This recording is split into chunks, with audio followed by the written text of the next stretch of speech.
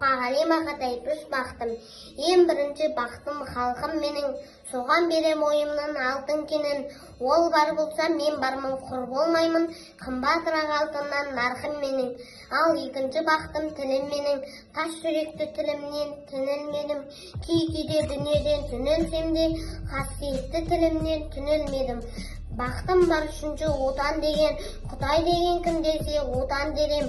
Оты үстіңе жалғанда жамбарсың ба, ойланбай-ақ келдағы отал менен.